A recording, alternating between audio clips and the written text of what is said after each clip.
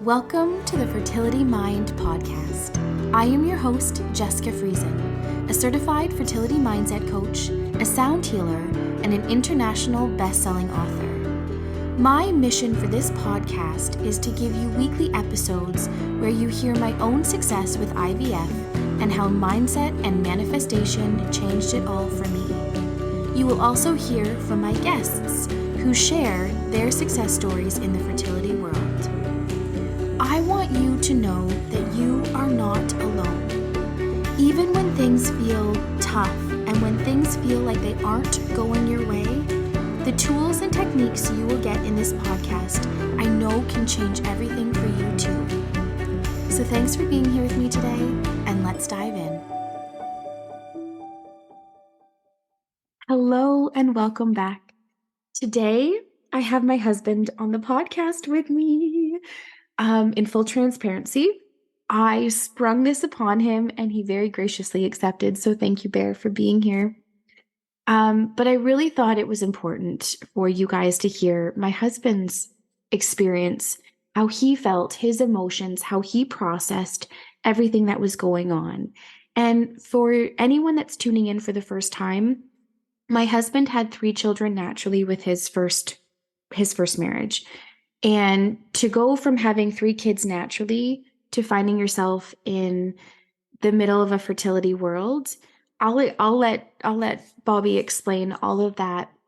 But I just thought it was we have a different family dynamic, and I wanted him to be able to share his side, because whether you're in a blended family or this is your first time becoming parents,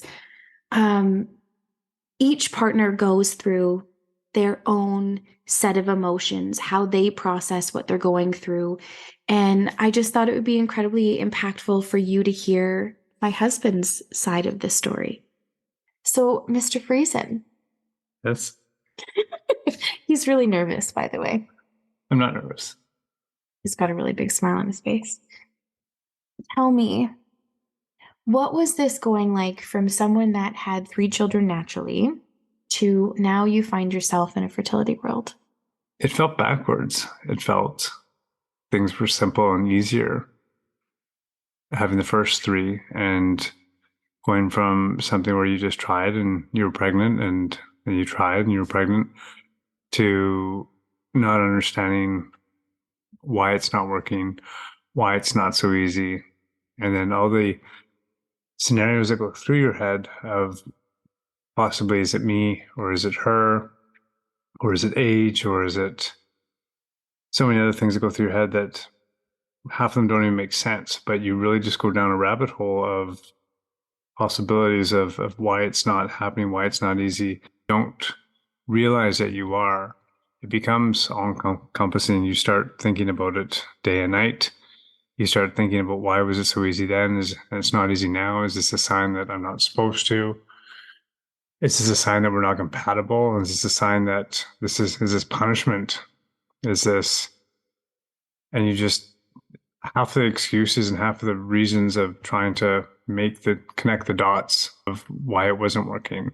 Every poor, bad excuse I tried to give to it that made sense. That's probably why. And listening to you and growing with you and hearing so much about what you think about, you bring about, I can honestly say I brought a lot of things that I didn't want about. So for me, it was really difficult to watch you suffer and not have the answer or I just couldn't give you what I wanted to. So this will probably be, grab your Kleenex box, everyone. The truth is that when you're in a fertility journey, no matter if you're in a same-sex relationship or you're in a heterosexual relationship, you are a team and you gotta be a team. And the thing is that so much went through our minds on our fertility journey. When we were trying naturally, I can truly say, like, sex really felt after a couple months of trying. It wasn't so much about connecting sexually. It wasn't so much about, it was like, it was a chore. How would you say? Would you say that it was exciting, or do you feel like at one point it became more of a chore than anything else? I wouldn't say it ever felt like a chore. I don't think any man will say it feels like a chore, but the pressure every time it not working just put more pressure on that, you know, you start thinking about, am I thinking about the right things while this is happening? And am I just knowing and having that knowledge about, again, what you're thinking about, you're bringing about? I often, in my mind, while we were trying to make babies, I would often try to think of really positive things and try to, share that positive experience with you at the time. And then to have it not work is crushing. And then again, you start thinking, why isn't this working? And you start giving yourself false answers. And looking back at it now, it was just negative piled on top of more negative.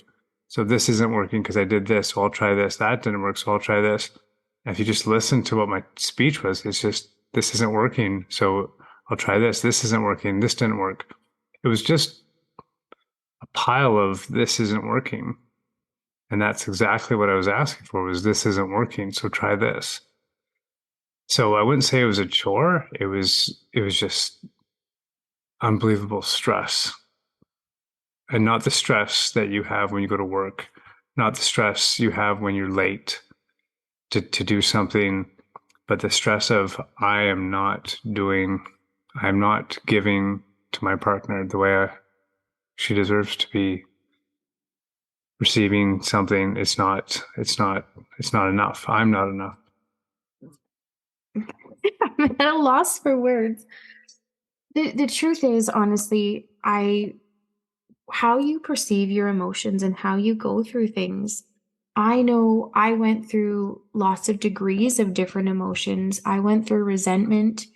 Um, as soon as we found ourselves being referred back to our urologist to get a specialized testing. So again, anyone that's tuning in for the first time, my husband had a vasectomy in his first marriage. We had it reversed when we were married, and we after the reversal, like we were told great things. So once we got back to our urologist to say, like, why is it this not working? Like, is this normal? Give me some piece of hope. Um, there was a resentment period that I went through of that someone else got to experience this with my husband. We both knew going into our marriage we wanted to have more children. I wanted to have my first children. He wanted to have more children. We were excited about blending our family. We were excited about my three older girls becoming big sisters again. And we had this big, beautiful dream. And, I started feeling like maybe I wasn't enough. Bobby was feeling like he wasn't enough. And there was a negative feedback loop constantly going on between both of our minds. And then we found the secret and the power. So, how do you feel that things started changing differently for you once you kind of had that first little bit of taste to law of attraction? For me, listening to The Secret was the first time hope kind of shone through. Up until then, it was all this doubt and this on your own with your very limited resources trying to figure things out. And then we started listening to The Secret, and it started making us think that there's something much bigger out there, and what is possible, that we didn't even understand was possible. So things like God and things like universe and those things, I was brought up, to believe in God. I was brought up to believe and have faith in things you can't see. But I was told how to believe. I was told how to think. And the secret changed the perspective and let me think about what I wanted to understand and how I wanted to understand it. And because I got to make the connection and I got to start believing in something on my own terms, in my own way, it really changed. That really changed things for me and the way I was thinking about what is possible. So we listen to it all the time, and every time we listen to it, even after the 20th time, like I would look to you and say, I don't remember that hearing that ever before, and things just started clicking, and then it was interesting. You would tell me that we would hear things when we were meant to hear them, and things would come to us when they were meant to come, and it just made me want to listen more. And that was by choice, not because I was told to. And it gave me a lot of hope. And I haven't lost that since. So I I don't know how, like, sometimes I wish I had a microphone when Bobby and I have conversations because we have these incredibly powerful conversations, and sometimes I'm like, "Damn, I wish that was recorded so people could hear how amazing our conversations are." And going back to the point of saying, like, you are in this partnership together. So we started talking about our emotions of the things that I was going through. I was very open and honest of the things that I was feeling, of not feeling enough, not feeling like I deserved to get to have babies on my own. We even had conversations of if we don't get to have our own children together, ours baby, if you will, um, how I will absolutely love being a stepmom to my three older girls, and that would be enough for me if all options were depleted.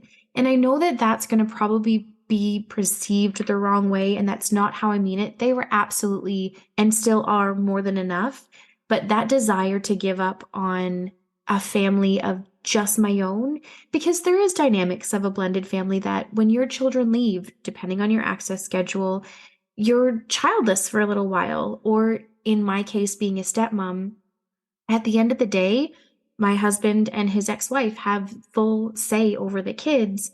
And there was also this fear in me that if something were to ever happen with me and Bobby, if our relationship were ever to demise, I would have no access to these girls, and all my love and things that I've poured into them is now gone. I've never worried about us divorcing or separating. Like, I really do believe that he is my twin flame.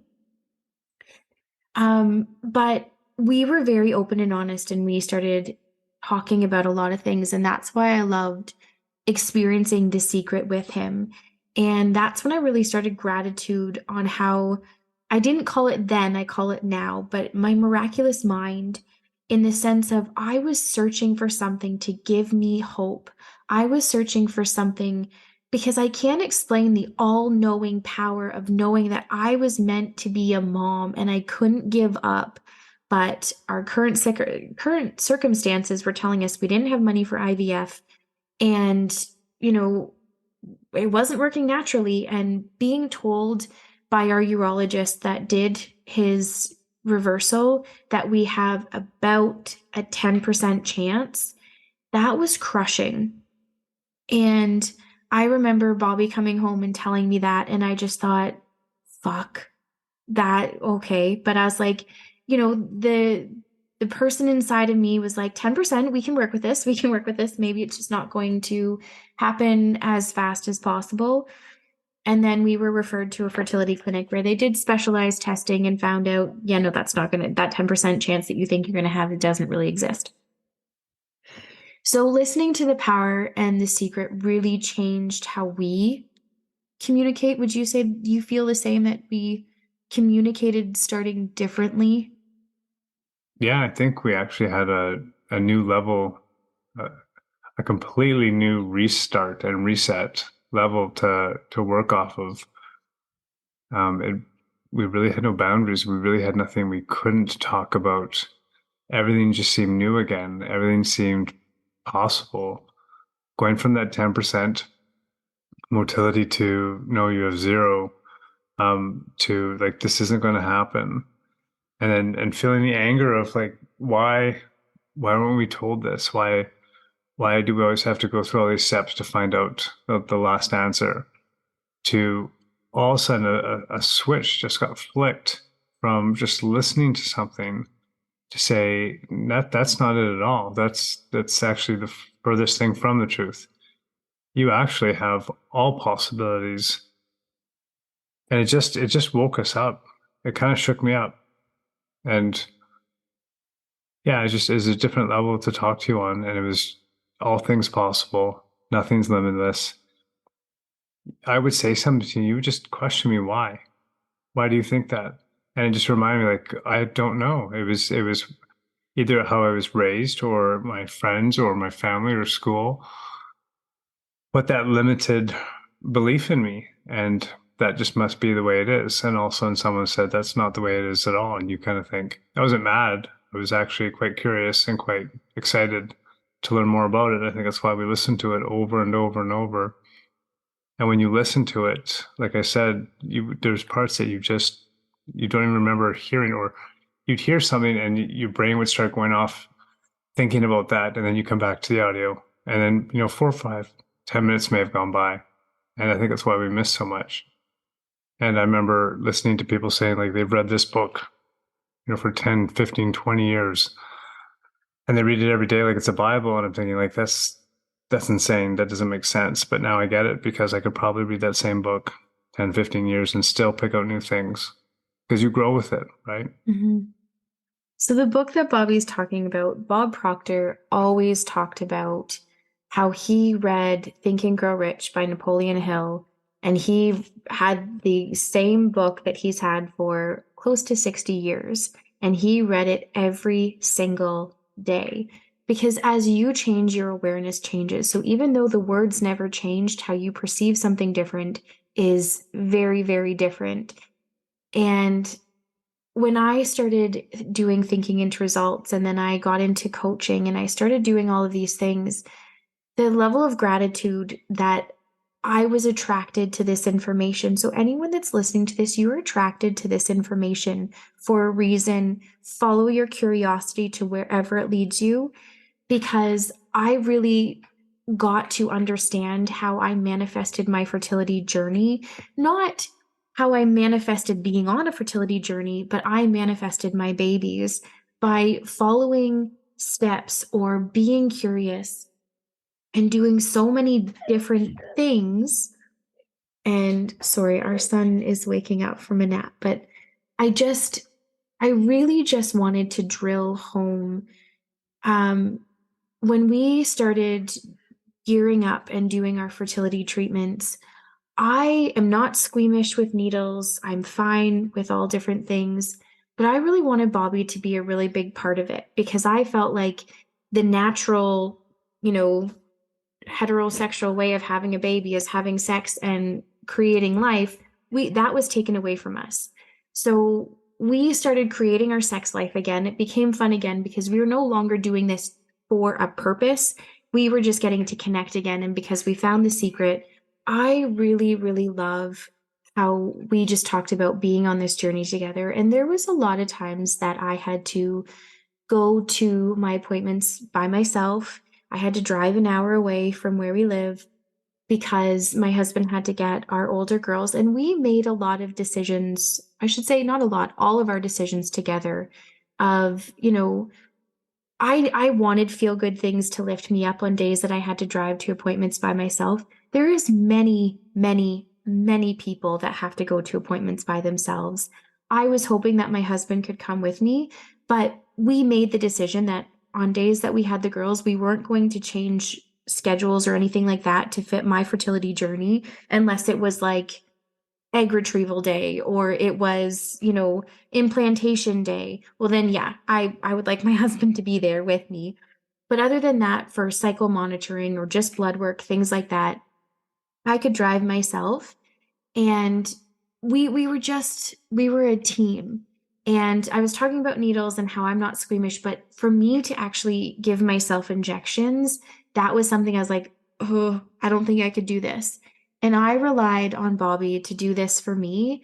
And I felt that brought us so much closer because you had to do this for me to help me, either grow our embryos that, or I should say at that point, it was just our eggs before they were fertilized to turn into embryos. But it was just something that I started finding a deeper level of gratitude for as well, because I thought we're doing this part together. This is me and you creating our future baby or babies because we knew we wanted to have more than one. Um, and it was just, I felt this overwhelming feeling of like, we get to do so much more together. This is something, so instead of an old feeling that I had of like, I didn't get to experience a lot of your first because you had been married, you had 3 children, you had done a lot of firsts that I never got to experience with you. I really got to say, like, this is such a different way of creating life, but this is our first. This is our first for doing a lot of things. So, how was it for you doing the injections and um,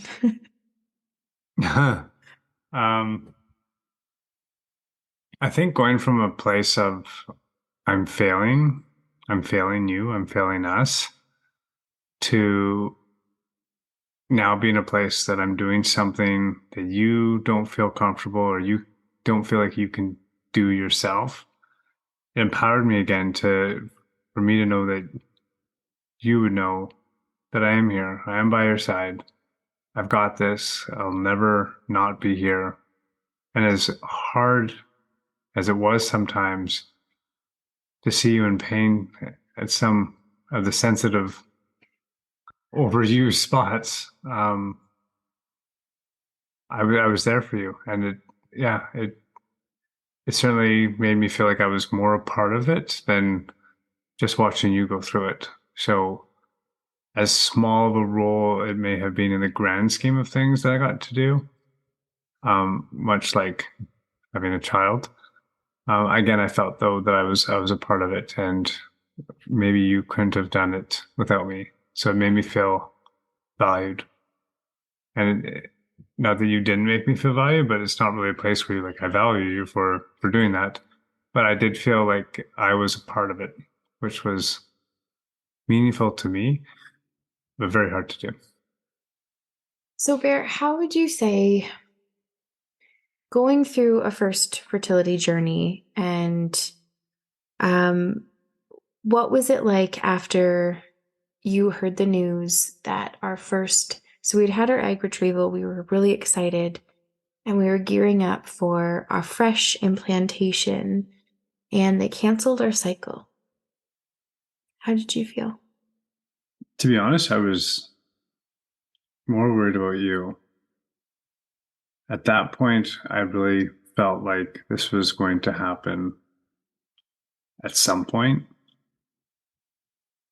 But watching you be on such a high vibration and such a positive place and so happy, and you get so happy you start cheering up. To have that just taken away, there was a part of me that thought there's a reason, and I thought you would probably get to that too. But I knew you would probably think it isn't fair, and there was nothing. I was helpless. I couldn't do anything. I didn't know what to say. I didn't know how to comfort you. I didn't know. It just sucked. And we did everything we were told, and we did everything. We did everything. Anything that was said to us, we did. Um, we followed it to the T, and then just said, "No, now's not the day." And looking back, I'm glad it wasn't the day. But in the middle of it, I hated that it wasn't the day. Yeah. So, how did you hold on to hope to get us to the next actual time that we could start cycle monitoring again for a frozen implantation, our first ever implantation? To be honest, it was you. It was you who kept pushing me to keep hope, to keep faith, to keep true, to keep going, to keep staying positive. You and I have always been weak when the other one's strong, or we've been strong when the other one's weak. And it's this beautiful balance that has got us through absolutely everything. You mentioned this twin flame, and I heard it for the first time. It just clicked, and it clicked in a way that so many things along this journey have clicked. I've mentioned listening to an audio CD over and over, or reading a book over and over. And you've said so many things to me, and we've heard so many lessons together from other people that I heard what they were saying, but I didn't understand what they were saying. And I understood what they were saying, but I didn't know what they meant. And all of a sudden, the light goes off, and you're like, that's what that meant. And for me, you always seem to have the answers when I need them. So I think you and I helped each other. When I was low, you were high, and I hope that I was able to help you keep the faith as much as you were able to help me. But you were the one that got me through that, because internally, I'm speaking for guys, but we're supposed to be strong. We're supposed to shrug it off. We're not supposed to show the emotion. We're not supposed to show the feeling of defeat or failure. And I think you can when you feel safe. And you've always made me feel safe. Of course. So let's fast forward, um, going to our fourth implantation. After having 3 failed implantations and feeling defeated, I know something switched completely in me. But how did you feel gearing up to the 4th one? Because I know I had said to you that this was the last that I could possibly do, or I needed to be done. And saying those words to you was not admitting defeat. It was just, for me, it was, I don't know how much more emotionally I can do this. And I believe in the universe. I believe in this information that I'm listening to, and I believe in us, and I believe in our love, but I'm going to need a break for a while if this doesn't work. And I mustered up this intense strength of, if I've got this one last thing, I'm going to give it everything that I have. But how did you feel? It's an interesting question, because we haven't talked about that. And it's an easy answer. That comment that you made, this is all I've got. For me, I didn't take that as a Hail Mary. This is a desperate last chance. For me, it was a switch that you flicked. All the pressure's off. All the bills, all the treatments, all the needles, we're done.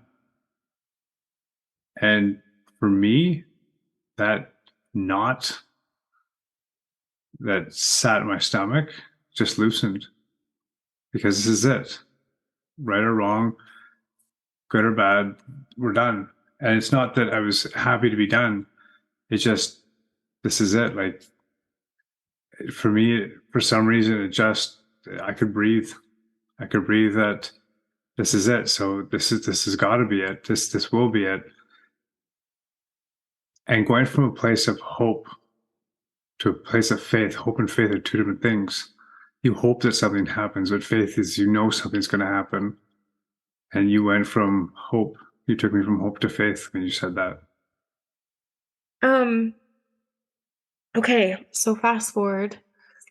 We've had our implantation, and We are at our first ultrasound and we saw two little heartbeats. How did you feel? I felt instantly like a dad again, but in a different way. Like I worked hard for those two heartbeats. I didn't do much work for other heartbeats in the past, but like I really wanted that. We suffered. We went through a lot. We grew a lot. We pulled each other out of dark places a lot. We went through a lot together. And to see those two for us, that was that just it really gave me this belief that really anything has happened. Like how do we just do what we did? Like it was so miraculous. It was so unbelievable. At that point, that the stress was off and this is it and this is going to happen.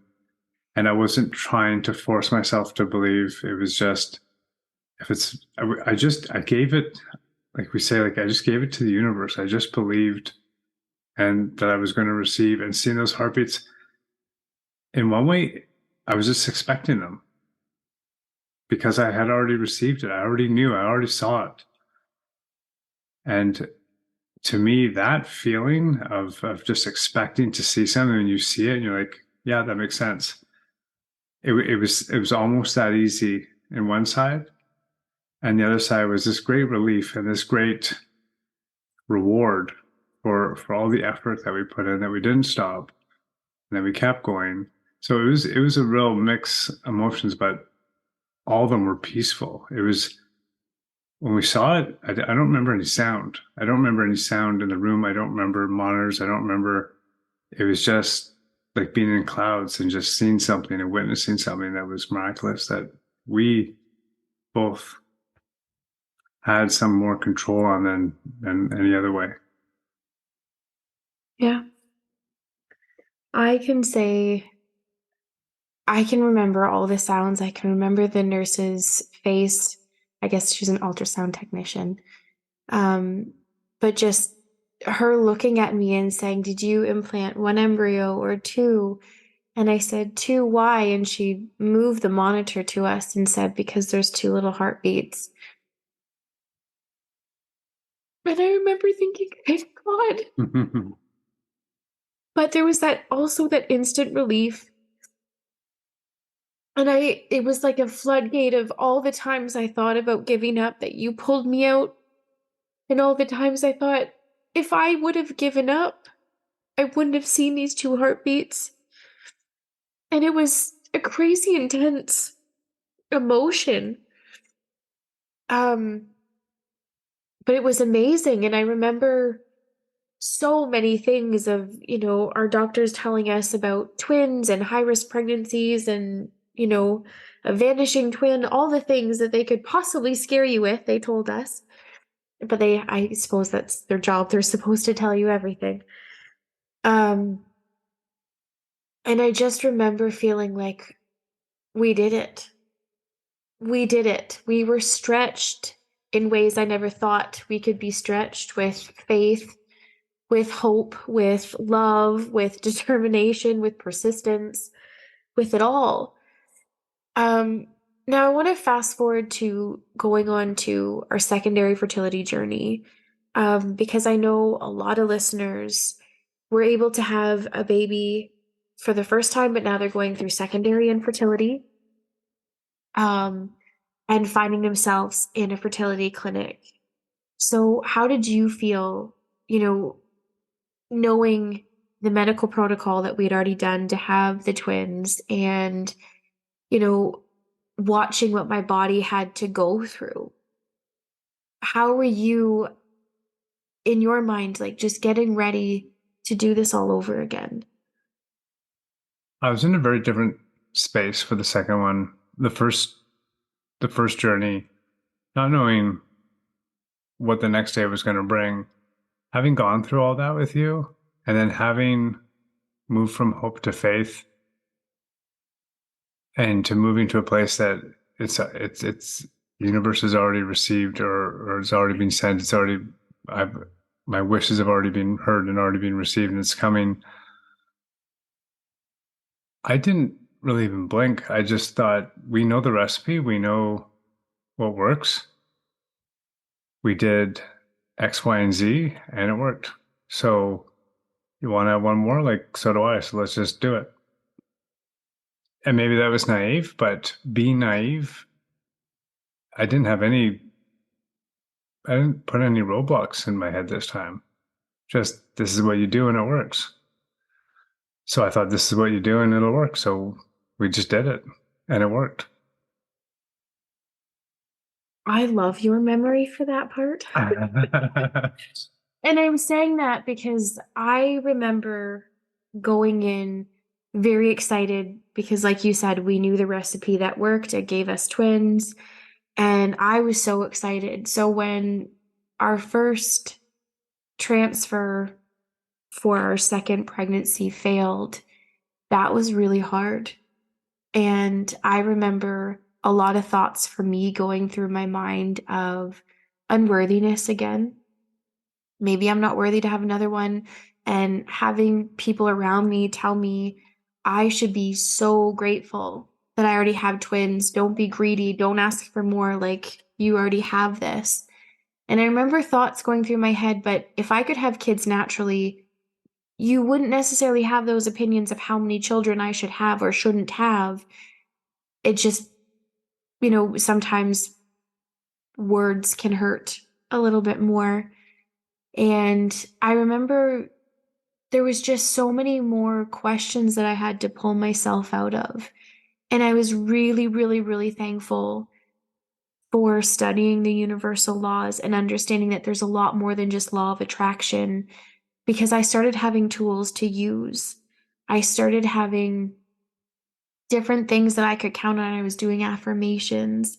I was reading like different um, personal development books. Like I was reading Napoleon Hill. I was reading Neville Goddard. I was reading Bob Proctor. I was reading Gabby Bernstein. All the amazing things that were just lifting me up when there was a lot of why is this happening to me again and again and again?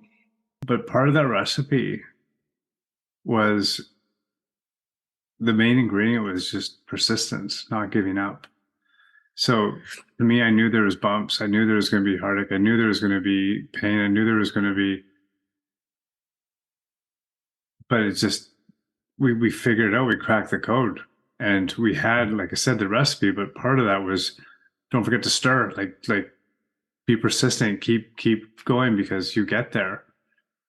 And I often think about that analogy about being in a maze and going left and hitting a dead end, going right, hitting a dead end, then going straight again and going right, hitting a dead end. And finally you give up and you zoom out and you see like you were just like two left turns away, but you gave up because you just kept hitting dead ends. To me, it was just we know what to do, we know how to do it. This works. This actually does work. This actually can work. Understanding universal laws, law of attraction, manifestation, the intense power of your mind and determination and everything else. After we went through all of our frozen embryos, I felt incredibly grateful that we had our twins. I just knew that I wasn't done, but I was completely devastated and I was shocked. I questioned the universe. I questioned why would it do this to me? I thought I was proving myself. I was studying the universal laws.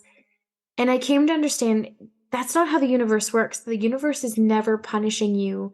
It just has an absolutely bigger, grander plan and the most right divine timing that we're just unfortunately not privy to until it's the right divine time. And I know I've said this in other podcast episodes, but hearing those words, divine timing, were really hard for me to hear until I really understood what right divine timing meant. And then seeing it happen over and over and over again, I've learned to not question the universe and not question my faith, I've learned to really understand that when I use all of my faculties, I know without a shadow of a doubt everything that I want to manifest will come to fruition. I just need to let go of the time frame because when you hold on to a time frame, you are controlling. And there's things that I've learned of staying in your own lane and letting the universe stay in theirs. And I mean that when you focus on your desires, your goals, and your dreams, and you use things that I've talked about in other episodes of, blessing and releasing, your imagination, gratitude, and all of the other steps that you can use, and persistence, and just holding such a faith and a belief that this is going to work for you, you don't need to know the how. Even if right now your how is going through, fertility treatments or IUI or full IVF or adoption or surrogacy, whatever avenue you are on right now, stop trying to figure out the how. And part of the how is like, it's happening right now. That's controlling. If you let go of the control and just really know and really harness the belief that this is working for me, it absolutely will work for you. But that's what I mean. Stay in your own lane. Focus on, be in your imagination, feel love, feel gratitude, really visualize, feel all the feelings, do your affirmations, do whatever you need to do, and focus on that. And the how always shows up. When you go into the universe's lane and try and control how and when it should happen, or it has to be done this exact way, it is like kinking the hose to all infinite possibilities because you are holding on to it has to happen in this time frame exactly this way. There's nothing wrong with holding an image of something that you want, but it has infinite possibilities and infinite ways of coming to you. And the universe knows a far better way than you can conceive of how it can bring it to you. And I've talked about doing the bird's eye view, going back and looking and connecting the dots and seeing how it worked out far better than I imagined. But Bobby's even talked about through this episode, when you're in the thick of it, it doesn't feel that way at all. It feels like it's cruel. It feels hard. It feels frustrating. You can question things. But when you come through the situation and you persist, you will be so glad that you did. So I guess as we wrap up this episode, Bobby, how would you say now that you have seen me study thinking into results, you've seen me complete my coaching certification, because you're the one that had said to me so many times when I was reciting this information to you that I was learning, that I was just so empowered and so excited. You kept saying to me, you said, Jay, like, you need to teach people this. You need to do this. And I thought, there's already so many coaches. Like, I don't need to coach mindset or manifestation. And then it really came to me of my calling is really helping women and couples through this, because this is a service I wish that I had available to me on both of my journeys. But this is it's just something I feel so called to do, something that I feel every ounce of my heart explodes that I get to do this. Such a deep level of gratitude that I can help in any way, shape, or form. Help, I give you the tools. My clients are the ones that have to do all the work. I just facilitate tools to give to you to help you find joy on your journey and to help you get to your end result, your desired goal of holding your baby and creating your family.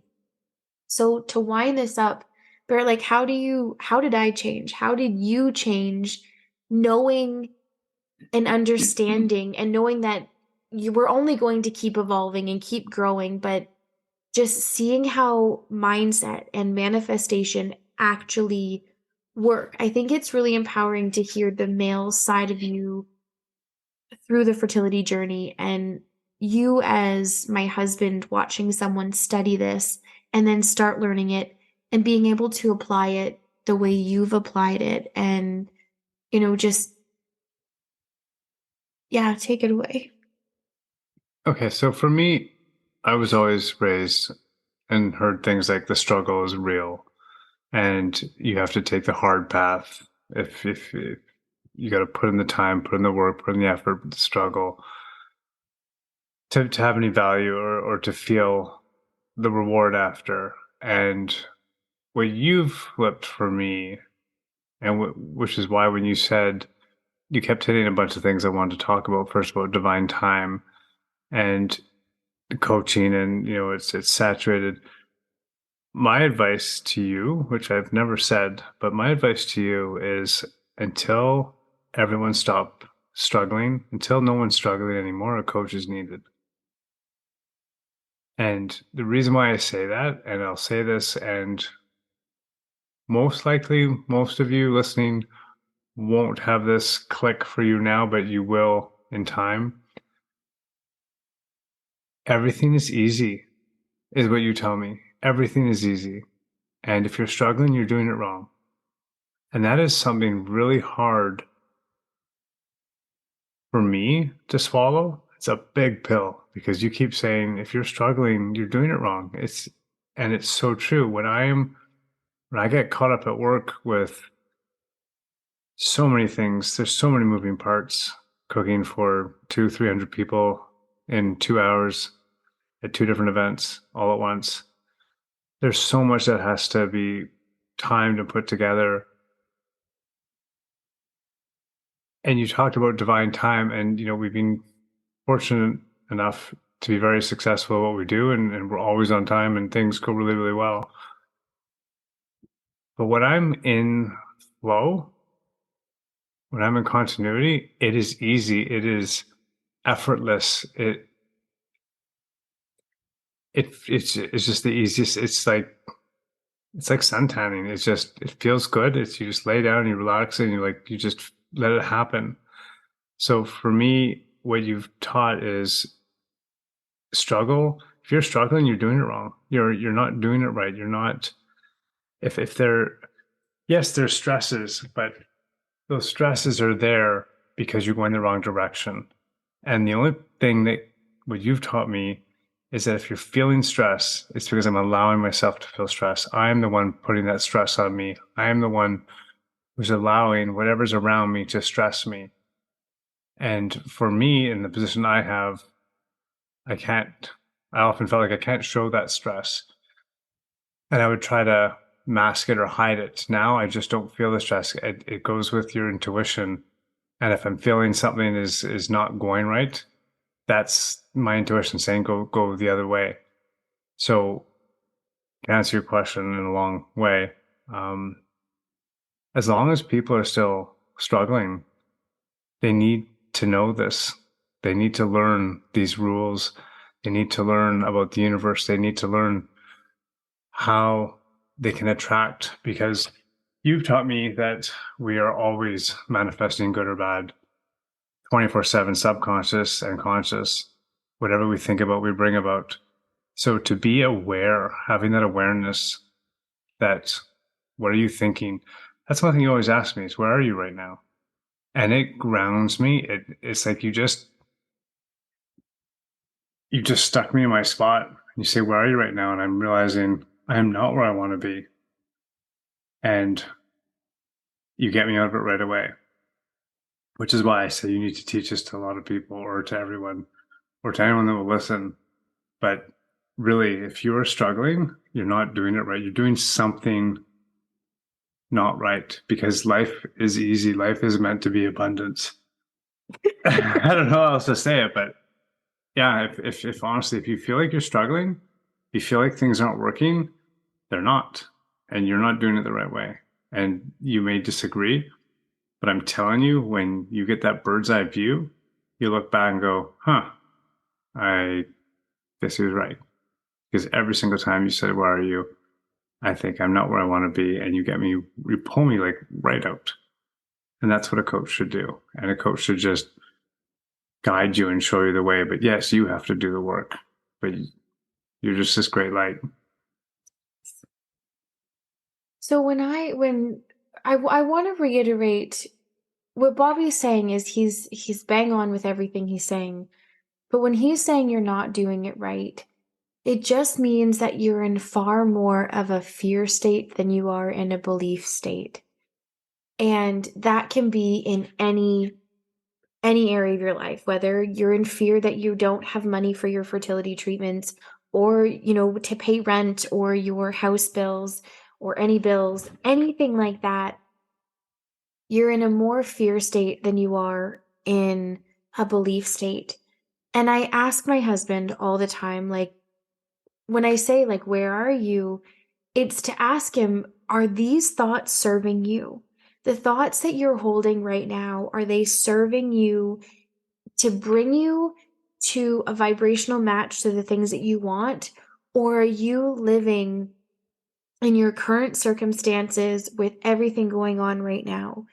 So when you are gearing up wherever you are in your fertility journey for the next session, the next place that you need to be, when you're holding those negative thoughts, those places, I can relate to every single one of them. I honestly, if you're just tuning in for the first time, please go listen to my first two episodes where I share very raw and real my fertility journey.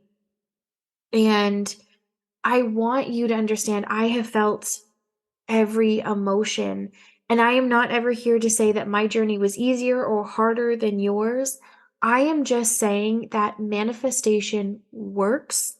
And I am here to say that when you put in the time and the work, it can work for you just as much. Forget what doctors tell you. Don't live in a fear state because the universe has infinite ways and infinite potential to give you what you want. You are desiring these things for a reason, and that's why you're desiring it because the universe is speaking to you. Sometimes you just have to work harder than you want to work for it, and sometimes it happens very easy. But that's why I connect with my husband and I ask him things like, where are you? Because if he's more in a fear state than in a belief state, that's when things are feeling hard. That's when things aren't feeling. So that's when he's saying, like, I'm doing it wrong. You're not ever doing it wrong. You're just more in a fear state than you are in a belief state. And there's your flow to creator, God, spirit is not as easy because you're kinking the hose because you are so wrapped up in feeling grief or fear or all the emotions under the sun that aren't in, I'm holding on to my belief. I'm seeing my manifestations. I'm feeling what it would feel like to have these things in my hand and know that you are absolutely worthy of having these things. Because I can't tell you a single person that I have coached or that I have come across that is on a fertility journey that hasn't ever had the thought of worthiness. Every single person that I've ever come across or talked to or coached, that is one thing that sticks in the back of the mind. Like, maybe I'm not worthy of having my family. Maybe I'm not worthy. And the beautiful thing about mindset and manifestation is once you do have your dream of having your family, how can you apply this to the rest of your life as well? Because once you have baby, your life doesn't stop. Your life is just beginning. So how do you want to use this and how do you want to create a ripple effect for that you get to learn this and then you get to teach your children this and they get to teach their children this? Because I know at 29 years old, no, I don't know. 29 is when I gave birth to my twins. But I would say 28 um, was when I started really understanding the law of attraction. And then years later, I really started to understand it. And then I up leveled again. And I now became a coach because that was something I felt so called to do. Um, this isn't to talk about me and my coaching.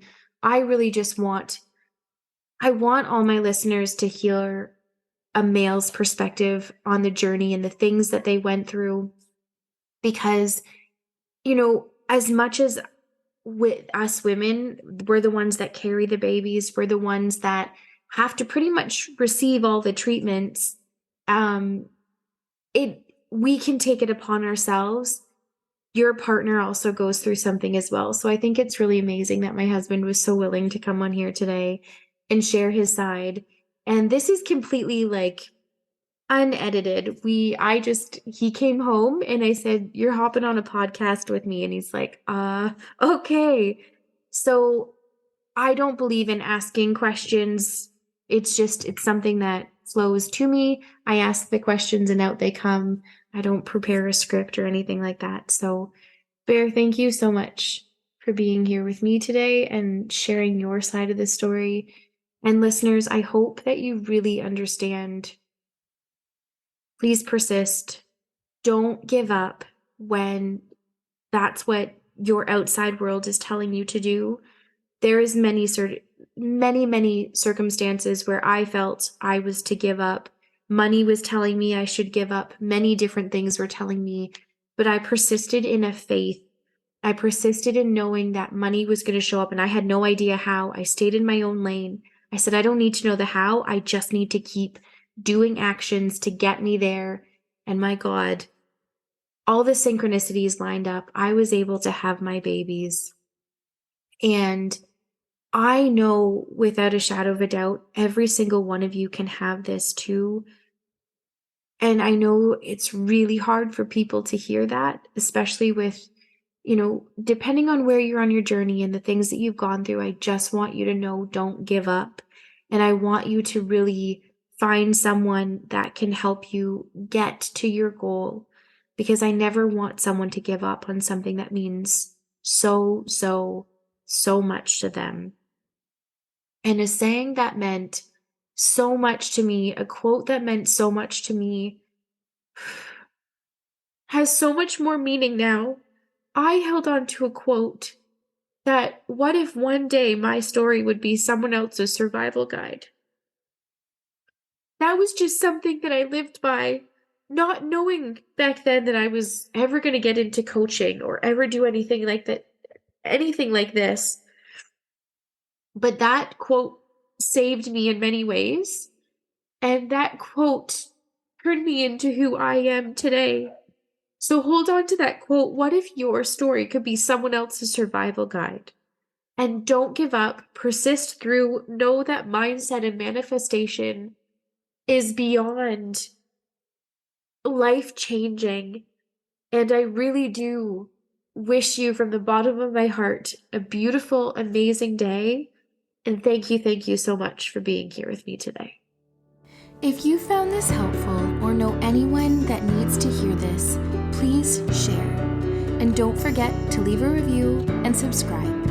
In love and gratitude, Jessica.